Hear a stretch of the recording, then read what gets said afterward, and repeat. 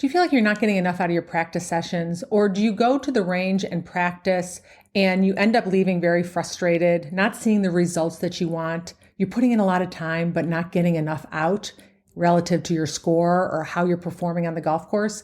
Well, in this episode, I'm going to share with you some of the mindset that you want to have around your practice so that you can get better results faster. You ready? Let's go. Welcome to Above Par. I'm your host, Kathy Hartwood. I show you how to take more of your talent to the golf course without practicing harder, taking more lessons, or buying new equipment. I show you how to end the frustration of underperforming so you can start playing to your potential. This is where you are going to learn how to think above par so you can play below par. Let's get to it. Hello, my golf friend. Welcome back to Think Above Par. Super happy you're here and listening. I appreciate it. Okay, so today I wanted to talk about practice and your mindset for practice and why it's so important. Because if you don't get your head straight, so to speak, about your practice sessions, you're going to slow your progress down. You could even go backwards, right? You could start practicing the wrong things or putting in a lot of time and effort on the driving range and not make any progress at all. And like I said, go backwards, get worse perhaps. That's a thing that can happen. And mental golf, or the mental game, or what I teach is really just thought management anywhere that you want to do it. You have one brain, so it applies everywhere. And practicing is part of golf. So you don't only manage your mind on the golf course, you want to manage your mind about your practice sessions and get really self-aware of what you're thinking, what you're doing out there, and wondering if it's serving you or not serving you.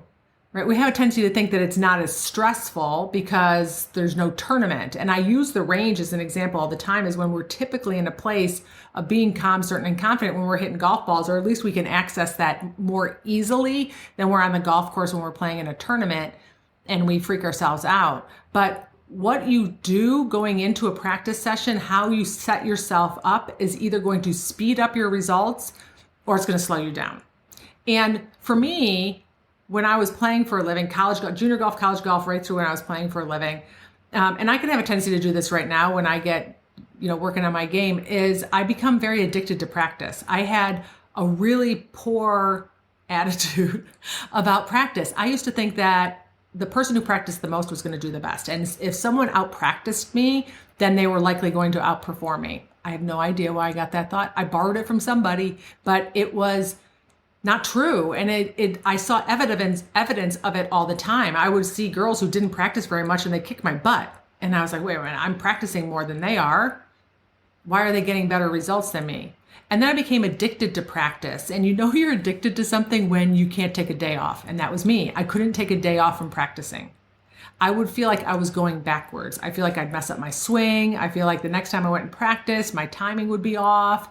I would be out of sequence. I would make up all these stories on what would happen if I missed a day of practicing where I didn't touch a club or do something. In fact, this was so bad that my sister recognized it. We were living in Miami Beach at the time, and she was trying to coerce me to go to the beach with her. And she packed a cooler of beer and she grabbed a book and she's like, come on, Kathy, just come sit in a chair on the beach and relax for a day.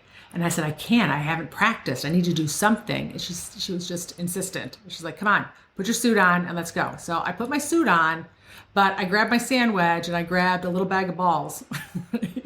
And I went behind the condos away from the water and I hit bunker shots. Well, I guess they'd be sand shots. There wasn't a bunker. So I drop a couple balls and I hit a couple of sand shots and I go pick them up until I realized that was a pain in the butt trying to find my balls in that sand. So I hit about 10 or 12 of them. But I got to think after I did that, okay, I practiced, so I'm okay. I could calm down. And so I could go sit and crack open a beer and sit with my sister on the beach. This was not a good mindset for me. I didn't have a healthy relationship with my practicing. And I wasn't getting the results. There wasn't a direct correlation between that and my results. In fact, that was the problem.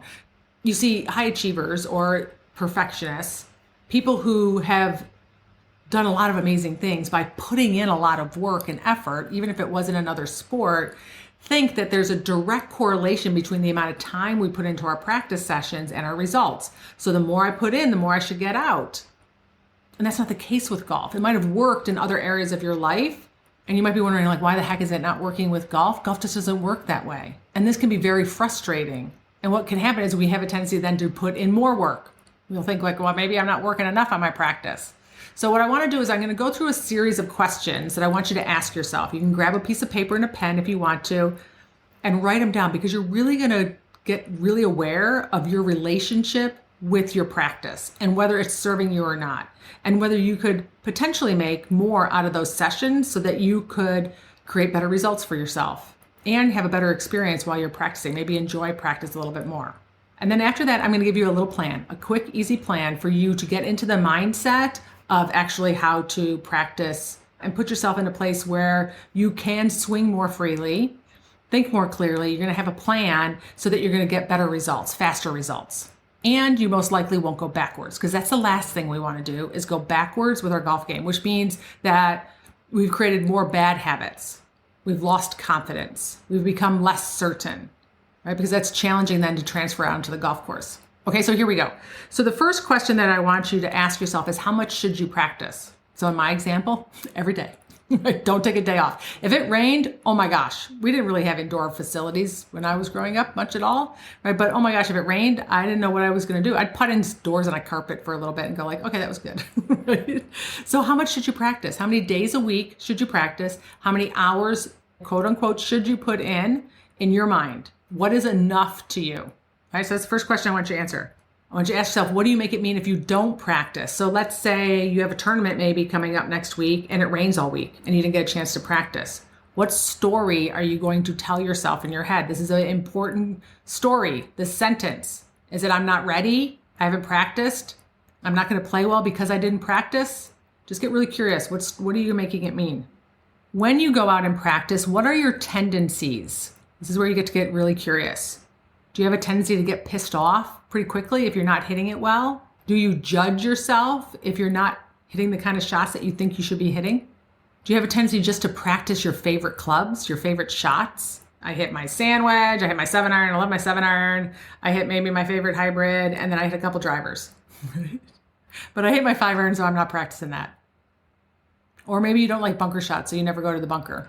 Or do you have a tendency to chase squirrels, I call it, right? So you miss one shot and then you try and fix it, and then you hit another ball maybe goes to the right, and then you try and strengthen your grip, and then maybe you duck hook it or you hit it left, and then you try something different. Call that chasing squirrels. We change up what we're doing on the range based on the result that we have. And if you do that, if you make that a habit, you are going to do that on the golf course. So do you have a tendency to do that? Do you have a tendency to try like every single one of the possible tips and tricks and drills that instructors have given you over the years, and you just pull them out based on whatever you're seeing with the ball going up in the air or on the ground, right?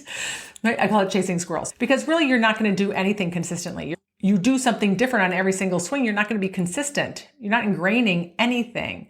So watch for those ways that we end up chasing squirrels. Okay, the other question I want you to ask is, what do you make your results mean? So what this means is, what do you make the look of your shots mean? Are you looking for yourself to hit good golf shots? Do you hit a wonky shot and then you create a story about it? What are you making that mean? What's the story that you're telling yourself about the results of the shots that you're hitting on the range? Is it, I'm not ready, my swing's not there, I can't hit a straight shot, I'm not hitting it very solid, something's wrong, things are broken? Like, what are you telling yourself? And then the next one is, what's your objective? Is it just to see good golf shots? Are you going out there to just see and observe what your ball is doing? Are you going out there to just relax and have fun and just not make your results mean anything? Are you going out there trying to work on drills and some things that you got in the last lesson? Do you have an objective? Or are you going out there with just the purpose of checking a box because you said you were going to practice and hit balls for an hour? And the next question is, if you have a swing change that you're trying to make, how long in your head do you think it should take? Like, you have a story, you have kind of an idea. I'm going to work on changing my swing plane and it should take me X amount of time. Because if you don't reach that, then you're going to start practicing from a place of urgency or impatience. One of the ways that we also know that urgency shows up in our practice sessions is if you have a tournament coming up or an event coming up, you can start making your results mean a lot. I'm not ready. I'm not going to play well. Things are going in the wrong direction. right? And then you're practicing from urgency. So you're out there trying to hit good golf shots, right? Because if you hit a good golf shot, you get to feel what? Relieved, confident, certain, assured. If you have a tendency to only practice your favorite clubs, what are you avoiding? Right? What are you avoiding?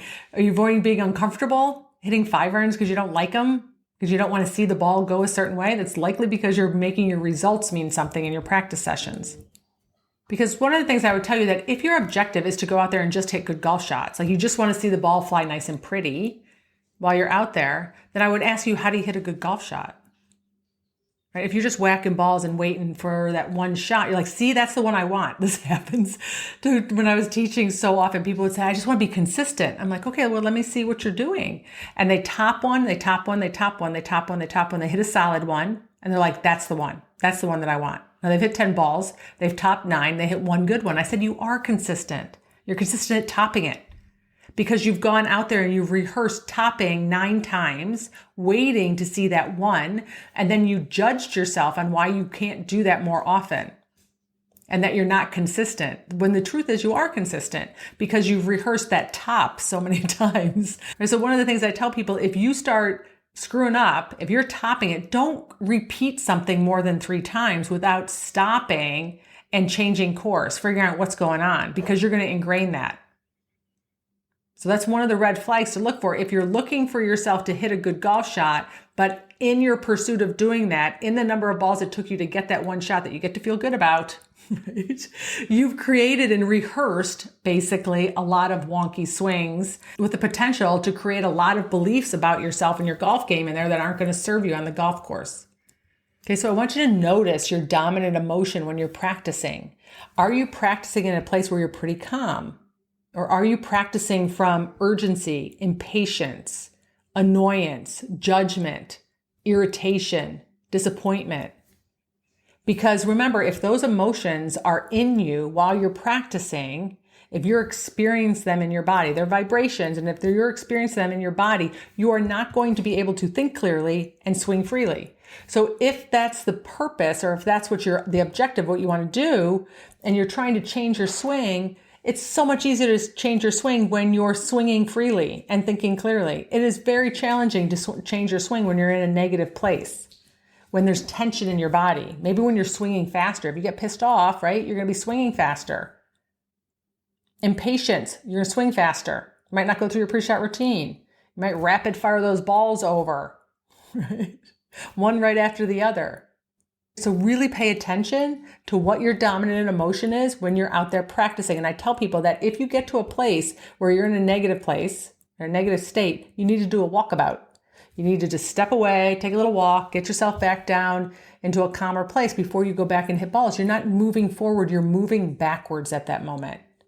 So many people go out and practice, they're just like, I call it treading water. You put in so much effort, but you go nowhere, right? Treading water is exhausting. You're just trying to keep your head above water, basically. So you do all this action, you're staying in one spot. And that's what we do when we go and practice. We put in all this effort, sometimes, not all the time, right? We put in all this effort and we're not getting anywhere.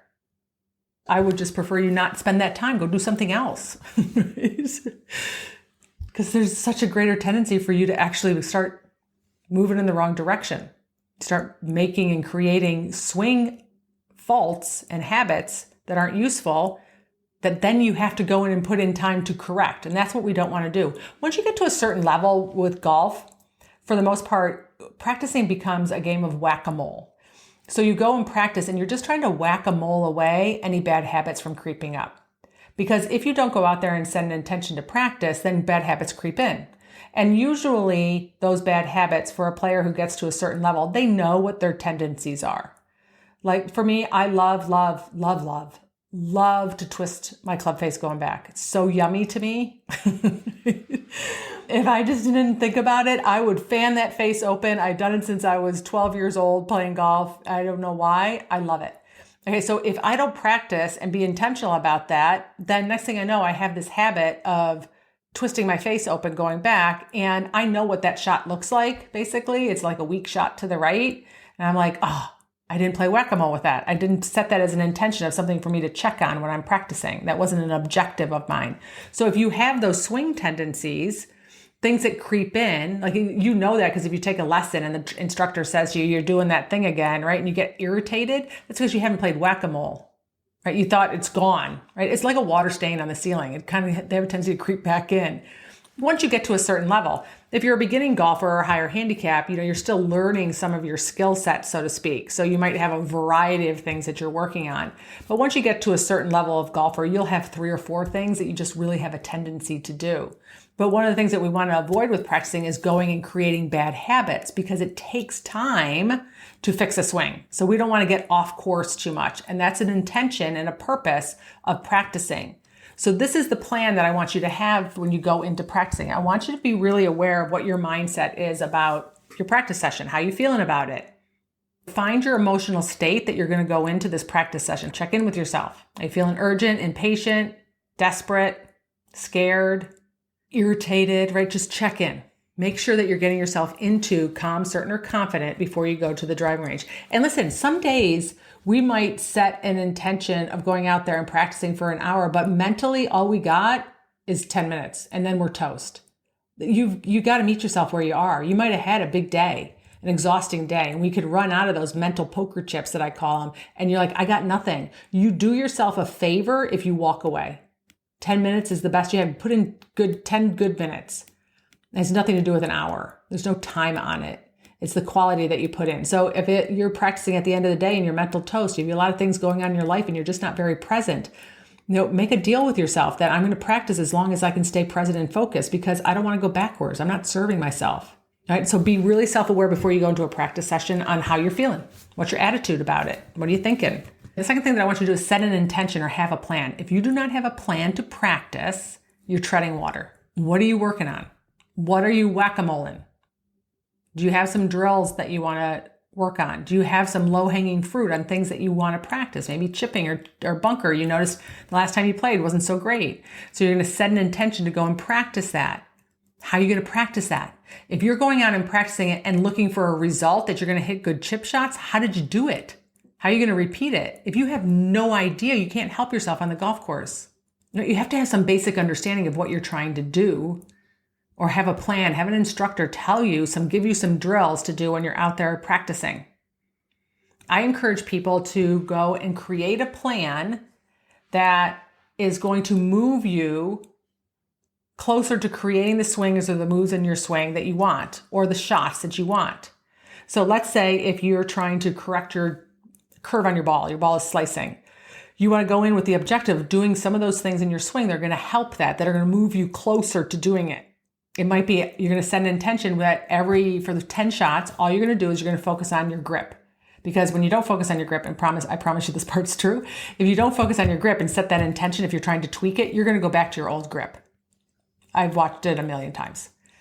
Now, I've spent lessons going, fix your grip, every shot, fix your grip, fix your grip, fix your grip, fix your grip. And then I just start saying it until they could hear it in their head, fix your grip. Because they go in and they're thinking about something else. And they went back to a grip that was comfortable. Comfortable wasn't correct. So they had to be intentional about getting uncomfortable and making sure their grip was in the right location because that's going to affect their curve, right? And you might need to do that. Like your only intention is I'm going to stand over this ball and make sure my grip's on where it's supposed to be. And I'm going to swing. It could be that you're having an intention, like maybe you're doing Kathy's move and you're fanning the face open and you have a move on your takeaway. And you're like, I'm going to make sure that for 10 balls, I usually use 7 to 10 is the number. For 7 to 10 balls, all I'm going to think about is making sure my club face isn't getting fanned. It's square going back. Or then sometimes I have to feel like I'm shut and feel like Dustin Johnson on the top of my swing, right? Just to get square because I've let that go and it's uncomfortable. So have a series of things, 3 to 4 to 5 that you rotate through. So you're going to do 10 balls. This would be a nice intention and plan. 10 balls doing one thing, 10 balls doing another thing, 10 balls doing something else, and then maybe 10 where you try and put it all together and don't think about much of anything. I would add into your practicing that you do a few balls going through your pre-shot routine, right? Because we want to practice and rehearse that. I would probably add that into every practice session that you do, including your pre-shot routine for putting and short game and full swing, if you practice those. So you have a plan on what you're working on. You're not just going to go out there and whack balls. So when you go out with this plan, then you have to decide, and this is the key next step, how are you going to grade yourself? This is where people make a big mistake. is that, okay, I have a plan, but you're grading yourself on the shot. If it worked, if it was efficient, if it hit a pretty shot, if it went straight. And you're using the result of when you're doing a drill to judge whether you're moving in the right direction. You affect your confidence at that moment. The objective is not to hit a good golf shot if you're doing a drill. Not always. I would say rarely, because there's always a downside to a drill, but really the objective of the drill, whatever you're doing, or the intention of that swing is to make sure that you kept your face in this example, and that my other example, that you kept your face square going back. Did I do it or didn't I do it? That's how I grade myself. I kept my face square. Great. A. I gave myself an A. I don't care where the ball went. I'm going to start integrating that into my swing. I'm going to do that 10 times. I want to get as many A's as I possibly can. Now, this is the challenging thing too, is that you can't see yourself. It's not a problem, like if you're doing something like that, to like use your eyes, take lots of little practice backswings, but also video yourself. That's where lessons are valuable, right? You got eyes to look at you. Because I promise you, what you think you're doing, you're probably not doing. Because you're doing it based on feel. Going back to my example of fanning my face open, I can't tell you how many times I'm like, I was so Dustin Johnson in that swing. Dustin Johnson has a really bowed wrist on the top of his swing. That's what I would feel like. I'd video myself and my wrist is still cuppy. But the feeling I had was I was worse than Dustin Johnson. Not that his is bad, but I'm just more than Dustin Johnson. All right, nope, not even close. So you can't use your comfort as a barometer of whether you're having success. If you're making a change, you should anticipate being uncomfortable, because if you're comfortable, you're not changing anything, right? So decide how you're going to grade yourself. You could go into a practice session. You could decide that I have 3 drills I'm going to do. I'm going to rotate through those with 3 different clubs, hit 10 balls, and I'm going to call it a day. And I know that I'm moving the needle forward because I did things that are actually going to get integrated into my swing. Versus going and hitting 60 balls or so and walking away feeling crappy because all you're doing is judging the result and you didn't have a plan. One is going to move you closer to creating your results much faster. And the other one is basically going to leave you frustrated and maybe going backwards.